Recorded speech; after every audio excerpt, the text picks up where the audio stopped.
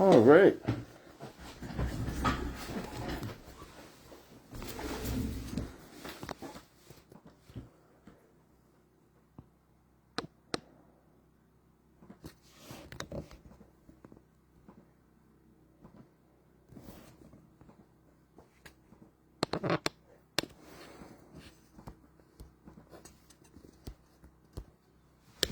Is it letting you? Now that you started live? I mean, I don't know. Audience. There she is. Invite. Let me know when I'll play a song. Okay, adding. There we go. Just added her. Sobertalk. Sobriety. Cajun.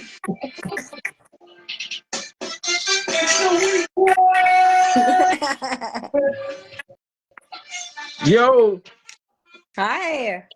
can you see I me? can, and I can hear you. Okay, I can't see you though. Oh man. Make comments appear here. Yeah, you're on. It's just I can't see you. I don't know why. She might have her camera off. Do you have your camera on? Yeah. What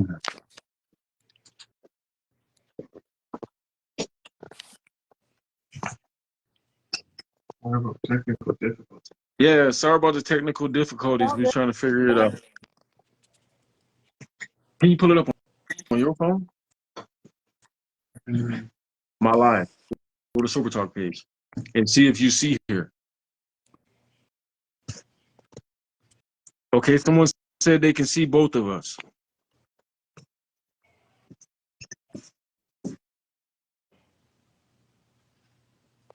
You still there?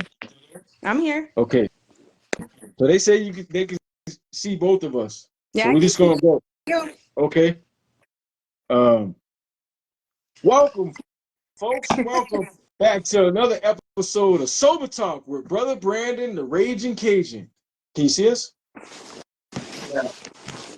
Let me see.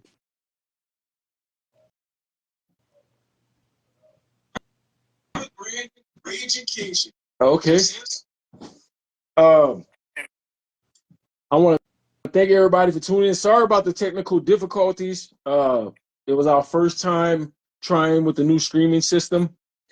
So I apologize, but we went old school. We're going straight from the phone. But I want to give a special shout out to New Freedom Center and Tied for Second Sober Living.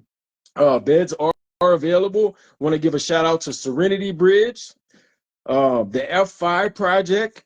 Want to give a shout out to Prairie Recovery Center. And today I had the great opportunity of going to the F5 Akisni Project at Jamestown Correctional Facility. It was my first time going to JRCC. I've been to most of the facilities in North Dakota, but that was my first time.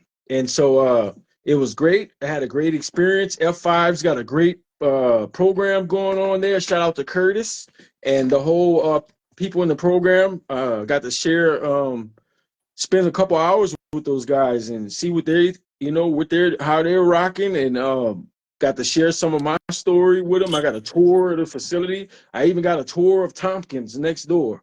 And so pretty soon we'll be doing an event in a couple months at JRCC, and we've been asked to broadcast live at the Akisni Project in JRCC. So stay tuned for that. So tonight's guest is Karmen. Is it Goulet? Goulet. Goulet. And we're broadcasting remote because she's in Fargo, North Dakota. And how's it going, Karmen? It's going good. Well, Friday night. Friday night, just kicking it at the house as usual. Kicking it at the house with your cats, huh? That's right, yeah. I mean, that's the good life, though. It's better than the old life. I can tell you that. Sure. So, Karmen, how long have you been? How long have you been sober and clean? Walking the red road. Oh man, I've been sober 19 years. 19 Tomorrow? years. Man, tomorrow? Yes, sir. Well, Thank congratulations. you. Thank I you. just made 85 months on the 12th. Congratulations. Well, thank you. Man, that's amazing. You've been walking the red road, huh? I've been trying. I do my best. I'm not always perfect, but we do what we can, right? Right. So, um, where are you originally from, Karmen? So I grew up in Western North Dakota, small town, and small town life, North Dakota. Mm-hmm. It is what it is, you know. Right. Go ahead. Go ahead. Um, how was your life growing up? Did you have mom, dad, sisters, brothers? Yeah, mom and dad, I grew up on a farm. I went to a small, like, country school. It was a good life, but, there was problems growing up, and Mm-hmm. how it is, one thing led to another. Mm-hmm. That's when the drinking started, right? So how old were you when you first tried drugs or alcohol? 14. 14. Mm-hmm. So like middle school, going into high school. Yep, freshman in high school. Okay. That was kind of the thing, right? Small town, you just want to fit in, Right. and that was just the thing to do. Right. Well, not even in small towns, in big cities too. That's right. That's right. um, did you have any spiritual life in your household growing up? I did, yeah. I grew up in the Catholic Church. Um, Pretty, went through First Communion, confirmation, all those things. Mm-hmm. As I grew, I realized, the Catholic Church wasn't for me. I grew to learn about my Native American traditions and Mm-hmm. realized, that's really where my heart lies. That's who I am as a person. That's who we are as a people, where we come from, our language, our songs. Mm-hmm. And that's really where I belong, is learning more about my spirituality through my Native traditions. Amen to that. Yeah, I Thank like you. to say I was a third grade Catholic dropout. Uh, yeah, I just turned my back on God. You know what I mean? But I always felt like I had a spiritual presence around me. You know what I mean? Like angels looking over me. That's So true. what tribe are you enrolled in? So I'm from the Turtle Mountain tribe here in North Dakota. Band of Chippewa? That's right. Ojibwe. Okay.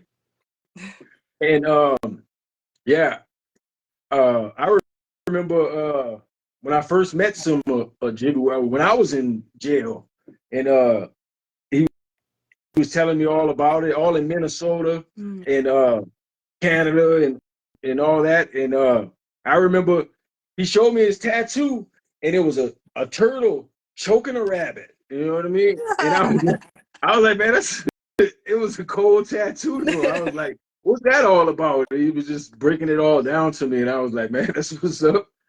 Uh, but they told me that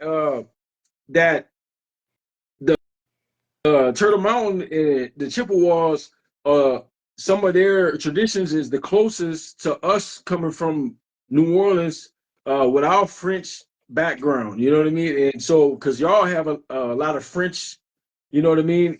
In y'all, and a dude, he was like, man, yeah, we play like the accordion with the music, like Zydeco and all that. You know what I Yeah, mean? And, so uh that comes from, right, like, when a little history, when the French fur trappers came through Canada, and that's where, most of the Ojibwe were, the Minnesota area, Canada. So those people, got together back in history, and we have a lot of the same last names, Goulet, very French, but yeah, mhm, a lot of the same traditions. I would agree with that. right. Y'all just gotta y'all gotta start eating more crawfish Oh, and seafood. I'll try it. Right. I like seafood. Yeah. I mean, I love seafood. I've never thought about suicide before, but if I was allergic to seafood, I'd have been killing It's myself a long time ago. over, huh? Yeah. Oh, yeah. Oh. But yeah. Um, so Carmen, you started drinking at age 14. How was high school for you? High school was rough. Um, I started drinking as a freshman, 14 years old. Yeah. I played sports my whole What life, and I kind love of to play sports? sports. I played volleyball, I played softball, I played basketball. I was good at it. I'm still good at it, but um, drinking took over, and I no Hmm. longer enjoyed the things that I did before. Um, got kicked off the sports teams, and very quickly, alcohol just took over my life, even as a freshman in high school. So all throughout Okay. high school, it just progressed, Right. right? More drinking, more partying, less school, less sports, less activities. Hmm. By the time I was a senior, I was a full alcoholic, and by the grace of God, graduated. I'm not sure how still to this day, but I did graduate high Well, school. that's Um, great. Thank you. Um, when did you first try drugs? Um, I would say as a senior, maybe right out of high school, right Okay. after graduation, that like 18, 19 years old. Okay. So you was, I mean, that's good. You had more developed in your brain. You know what I mean? Yeah. Uh, Yeah. I went to prison at age 21, and I think had I not gone to prison, I would be a full addict. I'm right. very addictive, as a lot of people, and especially Native Americans, we have very addictive personalities. Um, Hmm. and I liked it. I liked the drugs. And I Right. think had I not gone to prison, I would be a full addict. So you think it saved you, In kind of? a way, Okay. Um, do you think that, that if you would have stayed sober, if you wasn't drinking and drugging, that you would have went to prison? no. Okay. Yeah, I like to say that most people that go to prison, it's either for drugs Mhm. or something they did while they was on drugs and alcohol. You know what I mean? Exactly. Yeah. And so, how was prison? Prison. Prison's interesting, Okay. but Did you you just know, go to one prison? one prison, yeah. I did my whole time at one prison, but shortly after I got to prison, there was an old timer there that told me some very useful advice straight Mm-hmm. off, and she said, educate yourself. Mm-hmm. Keep yourself educated and don't get lost in the system. And Mm-hmm. that's what I did. I read, I was up on current events all the time. I kept myself in books, in tune with what was going on the outside world. Did you did a long amount of time? I did. Okay. Yeah. Yeah, I Um, did 17 years in the state prison. you did 17 years in New England Yes, I did. straight? Straight time. Man, I mean that's like, Yeah, sucked. I mean, yeah, I Tomorrow mean is that's amazing. tomorrow's my 2-year anniversary of being released. Being a free That's lady. right. Well, I'm glad that you're still doing good. Thank you. Right. Yeah, So you grew up. I mean, you was in your 20s and you became a woman pretty much in there. that's right. Um, what's some of the things that you learned about yourself while you were there? It took a lot of time. I learned that was the time I really started absorbing my spirituality and my traditions. Hmm. I taught myself how to do beadwork. I taught Oh, you myself some of the language. I taught myself, and from other people. I can't say taught myself. right. Um, I learned the songs. I learned about the sweat lodge, which I think without the sweat lodge, I'm not sure I would have survived prison. Yeah, yeah. A good, Yeah. and that's like a good sweat. Yeah, you're right about I, that. I like to say I go to church with my church friends. I go to sweat and ceremony with my native friends, Yes, and sir. I do yoga and meditation with my hippie weirdo friends. um, Yeah, it definitely saved me for sure. Yeah. I spent 80-90% of my time just buried in my spirituality, learning different things, just learning uh I wouldn't say perfecting, but I did a lot of beadwork, and just kept my mind busy. right, That was my main objective, and I think that's, what really pushed me through, was keeping my mind busy. right. Um, did people check like did you have anybody from the outside like checking on you or sending you money and stuff? Mm, not really. A few Okay, here and there, but not really. okay. Um, yeah, I just had the opportunity. Um we did a event in New England for the women. We brought hairdressers and speakers and ladies that were ex-inmates there, and it was great. Yeah, I'm sure they enjoyed Right, that. right. So, how did you feel when you knew you was gonna be getting out? I was like, let's do it. Let's do this. I'm ready. I was blessed my last couple of years to be on a work release program. So What I was was going out to a company, outside of the prison, and I was working every you day doing? as a regular What? employee for the company. What kind of work? Um we did I worked for Boeing Airline. It was a contract company for Boeing, and we did like wiring harnesses for like Cannon the plug, Boeing. cannon plugs.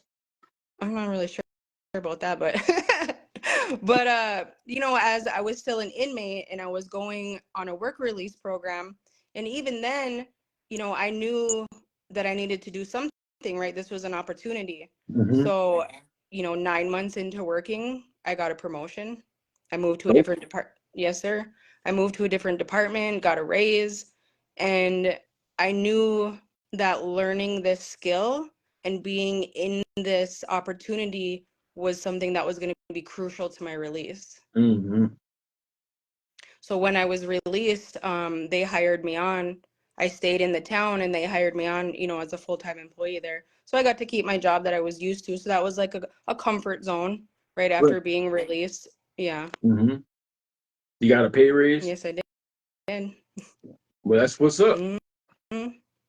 So, how did you end up in Fargo? Yeah. So shortly after my release, I made, a huge, things were not easy being away 17 years. And I Right. didn't know a lot of people in the area. I was kind of just on my own to figure it out. They were like, here's the door, here's your money, figure it out. And, I did. I had an apartment, I bought myself a car, I had a good job, I was sober. Um, but I got into an abusive relationship right away. Mm. Well, Red flags right away. at least you didn't relapse. I did not relapse. Yeah. But I got into this relationship, and it was I felt like, a comfort zone. I felt like I couldn't get away. I always thought, how do women get into relationships like this? Why can't you just walk away? And you don't know until you're in it. It's hard to Right. walk away. Yeah, you feel trapped. It's hard to walk away. Um, so, this went on for months, but I still kept my job. I still kept my sobriety. But, mentally and emotionally, it just takes a toll. And after so long, I was done. I'm fed up. I'm done with this. I'm going to move. Right. And that's how So, you. That's what I learned how you get away from a toxic relationship. You move. I you mean, got to to another move away. city, I moved another across. state, whatever. Yes. I moved across the whole state. Right. So my family lives here in Fargo. Okay. So I thought, let's rebuild our relationships. Let's get going. My family's, had some difficulties with trauma in the past, and our relationships are not as strong as we'd all like them to be. So I thought, let me take this opportunity. Let's go to Fargo. Let's start rebuilding. It's kind of a new start to a new start. I needed a restart. Mm-hmm. So I went on Indeed. I applied for a job. I actually had an interview. She said, hey, can you come interview? I drove to Fargo, Mm-hmm. had my interview, drove back to Dickinson, went back to work, and I was on it. I got an apartment. I got a job. I was doing, when I first moved to Fargo, I was doing quality control for a multi-million-dollar company. And Okay. this is 10 months out of prison. Okay. So, my message is like, if I could do it 10 months out of prison after 17 years, it's not impossible. This was a huge company and they hired me. Mm-hmm. Yeah. So Nothing is impossible. nothing's impossible. And there was times I didn't know what I was doing. I was like YouTubing things under my desk. Like I didn't know how to do everything on a computer. I'm like, well, you know what? I'm going to figure it out. If I don't know it, I'm going to figure it out. Right. And Well, I that's a did. great way of looking at stuff. I have to be, stand on your own 2 feet, Right. So you're in Fargo, you get settled and stuff, and did you make friends? I have a few friends. I have a few good friends. Friends are, how do you describe friends? I have a few friends that I keep close to my heart. But really, I'm a homebody. Right, with the I like cats. with my cats and my boyfriend. We're here every night. Right. Yep. So you're in a good relationship now? I'm in a good relationship now. Yes, we've been together almost a year. We're at a year mark. Mm-hmm. We live together. And I think what really this relationship, my boyfriend did a very extensive amount of time in prison as well. Mm-hmm.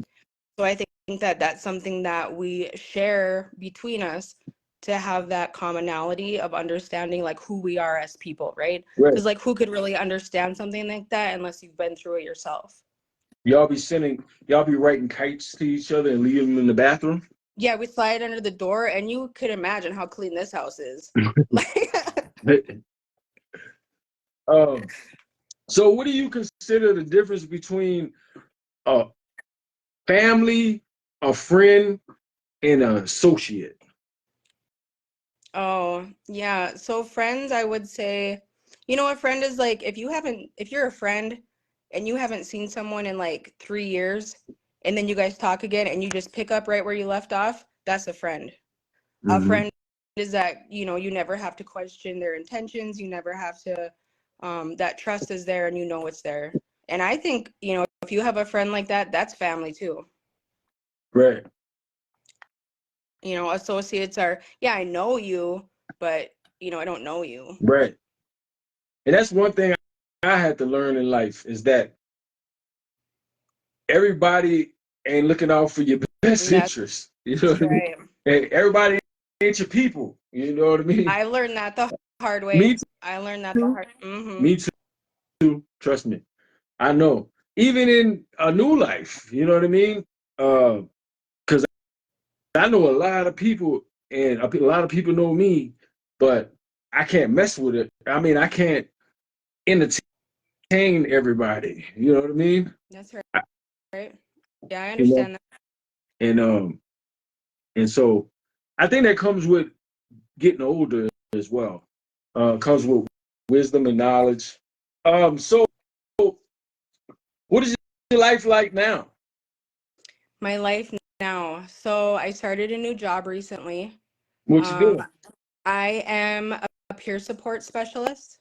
A peer support Yes, specialist. sir. What is And I also am what is that? a treatment technician at a residential treatment center. Which treatment center? I work with the Ridge Treatment and Reentry Center program. Shout out to the Yes, Ridge in sir. Fargo. Shout out to the F5 project, Yes, the whole sir. organization, everything they got going on. How do you like it? I love it. This is where I'm supposed to be. This is what I'm supposed to be doing. This feels right. Um, And you know, so peer support is I'm using my experience, you know, what it was like for me getting out. I had to find an apartment. Who's going to rent to a felon? How do you get a car? How do you get your lights hooked up in your apartment? Where do you find furniture? How do you get a car? You know, these are questions that people struggle with, you know, whether you're newly sober, whether you're getting out of jail or prison, you know, maybe you got knocked down, you're just getting back on your feet again. And so I use my experience and what worked for me and what didn't work for me, and I help, you know, people that have been in similar situations as mine to get back on their feet. And I truly believe that in itself, helping people is it's healing. It's really a lot of self-healing. Yes, sir. It is. That's why I like to say that my employment is my job that I get a paycheck from, but my work is like what I did today. Going to JRCC and speaking, doing this show. You know what I mean? My volunteer stuff is what giving back to the universe and not taking. You know what I mean? But some people, they get paid for doing that too, you know, and so but that's just how my, you know, my life goes. Um, what is one of the things that you do on your spare time now that you're a free woman? So a lot of the things we've been doing recently, I've been going to a lot of ceremonies. Okay. Sweat Lodge. I went to a UEP ceremony recently. Yeah, I heard about those. Yeah. You been yet? No. Oh, you gotta go. I don't know if I want to Yeah, you go. do. You do. I've heard about it though. It sounds wicked. It's gonna change your life. I mean, I've had a lot of stuff that changed my life, but Yeah, yeah, so that's I when the went to, person like gets in the bag and bounces around and stuff. yeah, yeah. Okay. Yeah. I mean, how was that for you? It would change my life. In what way? I mean, you'd have to experience it to really understand, but really open my eyes, to what's real. Okay. And I got the healing. It's a healing ceremony. I got the healing for some things that have been going on in my life recently that I needed some help with. Okay. So I got the healing and I got a little bit of direction on where maybe my life is going. So it was a it was a blessing. Amen to that. Um, do you have dreams? Like at Yeah, night or like for the future? when when you're sleeping. Sometimes, you know, to be honest, when I was in prison, I used to dream every night, all the time. Like And, vivid dreams? yeah. And since I've been out of prison, I just don't dream that much. Weird. Yeah. But I do can't I say the have, same. I but can't I say have dreams for the future. I can say that. I can't say the same about your friend. She be having dreams. She be telling about her dream. I'm like, I'm about to start writing these stories you tell me. The chronicles. You know. um have what made you get cats? You had Oh, cats my growing up? cats. Yeah, my cats. Yeah, I mean, I grew up on a farm, so we had like barn cats. But Okay. you know, when I got out, I just wanted like, you know, a little companion, a little pet when I got out. So I got myself a little kitten, and then I felt bad because I was going to work every day and he was home alone. So then I got him a sister, and then I had two cats, Goose and Maverick. And then I had a friend that just got out of jail, and she needed somewhere for her cat to go. So I adopted another cat, and he's here permanently now. So now we have three. How do you stay sober on a daily basis? Easy. Um, I just don't have a desire. Right. The desire is gone. I don't have a desire. I don't want to be in the bar. That just sounds like people and rowdiness just sounds awful to me. I want to Right. be at home with my boyfriend and my cats watching a movie. Mm-hmm. And I hated when I was waking up with a hangover, the Mm-hmm. regret of drinking. I didn't forget all those Right. things. 19 years, I still didn't forget, right? Right. The things I did when I drank, the embarrassment I caused, the people that I hurt, the hurt that I caused myself for the things that I did when I was drinking. I didn't forget those things, and I don't want to do that again, and I don't want to live that way. And Mm-hmm. and I don't want to go back to prison. Right. Yeah, ain't nothing cool about jail. At Nothing. And that is all. not for me, and that life is over, and I'm not going back.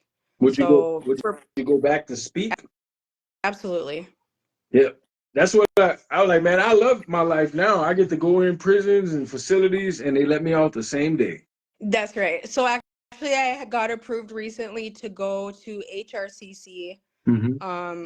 for the women's prison to speak. They're having a resource fair, Mm-hmm. which is the different providers like the Ridge, F5, and we go to tell, about what resources we have, about peer support. Mm-hmm. We have a mental health facility, Mm-hmm. treatment facilities, just different resources that are available through each provider. So Mm-hmm. I'm going to be going in May to HRCC to speak on behalf of the Ridge Oh, and our resources. oh, you excited? Yeah, Well, that's what's up. yeah, Will it be your first time going back into a facility? yes. No, I went to uh, the jail to visit uh, one of my peer support, somebody that I have with peer support. Right. So I went into the jail. That was last week, but Mm-hmm. yeah, but going back into a prison, yeah, it'll be my first time.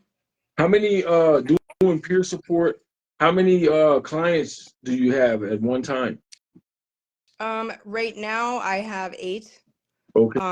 But I'm part-time because I work at the treatment center too. So Okay. some of my coworkers have 20 up to 40 participants. Okay. So we're helping a lot of people. We're out here getting things done, helping people, getting people what they need, getting them into Mm-hmm. treatment, getting them in, their mental health medication, getting them into therapy, Mm-hmm. getting them into housing, Mm-hmm. and maybe they just need someone to talk to, Right. Most people do. definitely. Right. Um. So, Carmen, just a couple things. Uh, what's your favorite food? Oh man, what's my favorite If you food? was on death row and you had one last meal, what would it be? Okay, maybe not that one, but what I will say, when I was in prison, you know what I couldn't wait to have? What's that? A fried egg sandwich. A fried egg Yeah. sandwich? Yes, sir. I'll go for a fried egg sandwich any time of day. That's what's up. I love eggs. Uh, um, if you could visit anywhere in the world, where would it be? Oh, wow. Oh, just one? I have to pick just I one. mean, you can Um, name 3. I, I would like to I would like to visit, well, I would like to visit the Smithsonian for one. I Okay. think, yeah. They have a huge Native American exhibit and just a separate museum in itself. Mm-hmm. But I think traveling to like the different tribes, maybe going, to the Southwest, going to Alaska, going to the West Coast, going to the East Coast. Um, there's over 500 recognized tribes in the United States. Okay. And I think visiting different tribes and learning about their ceremonies would be an opportunity of a lifetime if I ever had it. So Well, going anywhere in the world, I'd probably just stay right here. I mean, you. I'm talking about the first thing you said about the tribes. You can do that. I mean, that can be done. You just let it out in the That's universe. right. Um, What is one of your favorite shows that you watch? So we just got done watching Reacher. Okay. We watched that series. I'm watching The Pit right now on Max. Okay. Sometimes TV is difficult. Like I'm just so distracted all the time. I'm like on my phone. My mind's here and there. So sometimes TV is like 3 episodes go by and I missed all of them. Yeah. But I do my best. Yeah. If somebody out there is listening right now and they either in prison, they just got out of prison, they trying to figure out life. If you had any words of wisdom to them on staying sober and figuring out life, what would you say to them? Don't limit yourself. Mm-hmm. Don't limit yourself. I know I have friends, still in the prison and they say, I have to be a server. I have to be a housekeeper. Why? Those are stigmas that have been put on women and inmates for a long time, and that's just not true. Mm-hmm. You don't have to just do what to be limited. You don't have to. I worked for Boeing Airline and I worked for a multi-million-dollar company. Amen. And now you work for the And now I Ridge. work for the Ridge and I Yeah. didn't limit myself. You don't have to be limited. And to stay sober, you have to find support. You have to find people that you trust. You have to have a good support system. And it doesn't have to be meetings, but meetings, save a lot of people. But you have to have a support system that's clean and sober and that you can trust. I believe it's crucial. Do they It's crucial. have a lot of sober houses in Fargo? They do.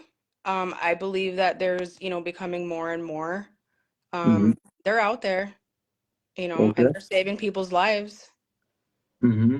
So I would just tell people, don't be limited by a label.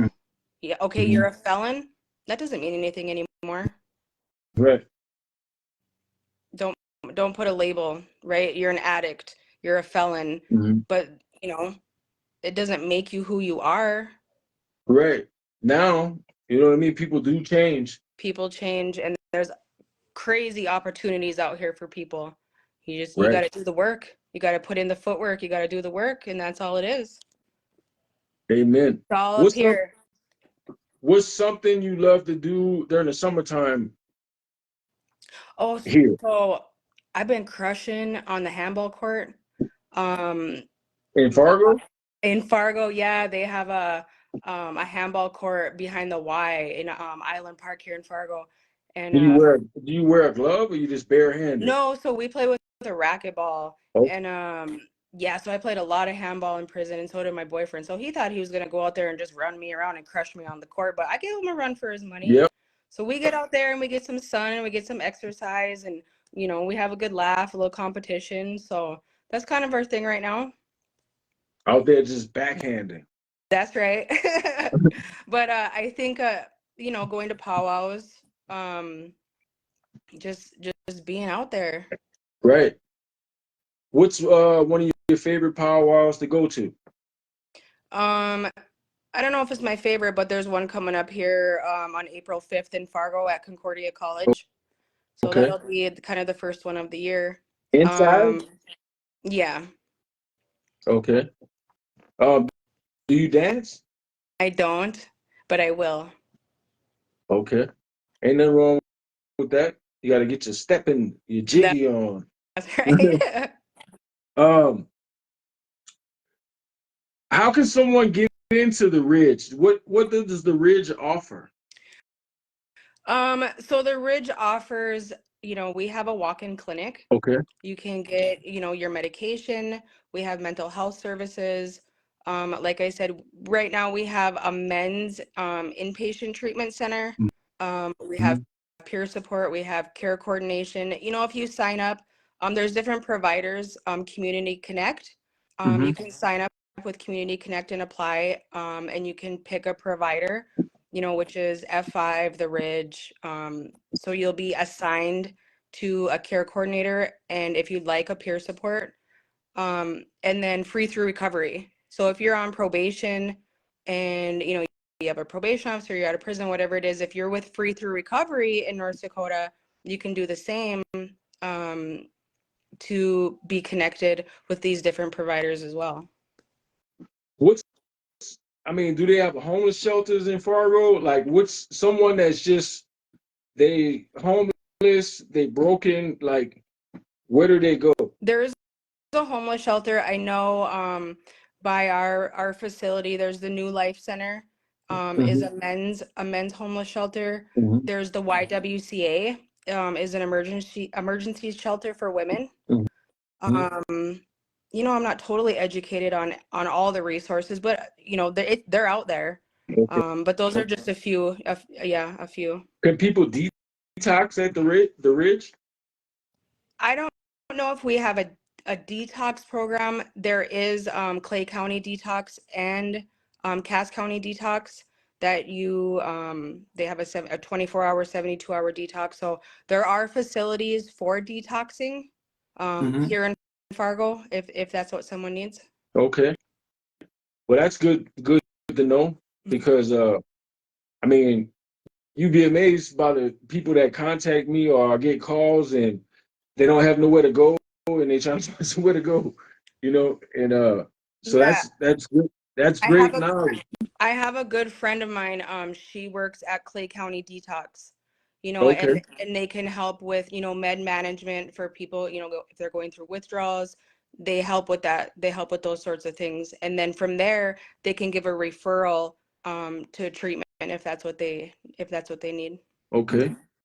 Well, thank you for that info. Of course. You got any shout outs? Shout out to the Ridge, shout out to New England, shout out to, everyone that supported me. I have a good support system, a few friends that I definitely say friends and family, that, without them, sometimes I'm just a ball of nerves and I got to get it out, and they've always been there. And my boyfriend, Harry, he takes a lot of my shit. So, sorry. He No, it's takes a all lot. good. Okay. He takes a lot. So shout out to Harry for putting up with me. If you know Okay. me, Shout you out to know. Harry. Yeah. Um, any big plans in the future, in the near future? Yeah, so actually the end of April, I'll be going to Bismarck. I'm doing the actual peer support certification training. Okay. Yeah, so I'll be doing a week-long training the end of April, after which I can apply to be a certified peer support. So that's exciting. That's something I'm really feel proud to be a part of. And then we're doing the resource fair at HRCC May 8th. Okay. And yeah, just kind of hanging out for the summer. I think I'll be going to a wedding in Bismarck in the beginning of August. Yep. I heard about that wedding. Yeah, I'll be there. So some things to look forward to. Yeah, it is. But yeah, I want to thank you for being a guest. You know what I mean? You couldn't be here in person, but we made it happen. Yes, thanks for having me. I really appreciate it. I think what you're doing is amazing.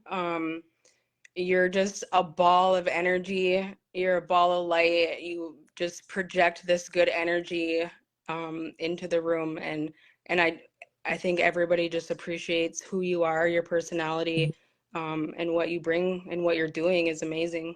And Well, I appreciate it. I appreciate that. Thank you very much. Well, everybody out there, Karmen Goulet, walking the red road for a long time now, and in Fargo, North Dakota, peer support and working at the Yes, Ridge. sir. Well, I want to thank you. I want to thank everybody for tuning in. I'm proud of you, Karmen. Keep doing the things that you're doing. Thank you. You know what I mean? And if you ever start beating again, make me something. You got it. You got it. But I want to Teresa said, "What a great show! I'm so happy you're here, Carmen." Me too. Yeah, so thank you for taking the time out of your day. We appreciate you. I want to thank everybody for tuning in to another episode of Sober Talk with Brother Brandon, the Ragin Cajun. If anybody's interested in being a guest on the show, hit me up. If anybody wants to sponsor the show, hit us up. We got some events coming up. JRCC, Jamestown Correctional Facility. We will be doing an event there coming up at probably the beginning of May. So if anybody wants to be a speaker, if you're a barber or a hairstylist, or you cut hair or whatever, hit me up if you want to be a part of that. The more hairstylists, the more hair cutters, the more barbers, the better. If you just want to come be a speaker, if you can sing, whatever, you can come be a part of it. So yeah, more tune into that. If anybody wants to donate for this event, that'll be, I mean, a blessing. Every dollar counts. But yeah, great things coming up soon. Hopefully it warms up. But I want to give a shout out to New Freedom Center and Tied for Second Sober Living. Shout out to Serenity Bridge, Sober Living. Shout out to the F5 Project, the Ridge, the Keatsney Project. Shout out to all the people that support Sober Talk. Shout out to Resurrection Tattoo, House of Fade Barbershop. Shout out to Prairie Recovery Center and Preferred Heating and Air. But I hope everybody has a great weekend. If you're out and about, go check out Jay Dobo at the Bismarck Event Center. He's in town and he's doing a vendor show. Get you some spice so you can spice up your life. But shout out to my brother Jay Dobo. And I hope everybody can stay sober. If you can't, catch an Uber, call somebody, something. But like in the words of my great grand sponsor, Jack Hype, if nobody told you yet, we love you, baby. Peace and chicken grease. Thanks for tuning in. We love you.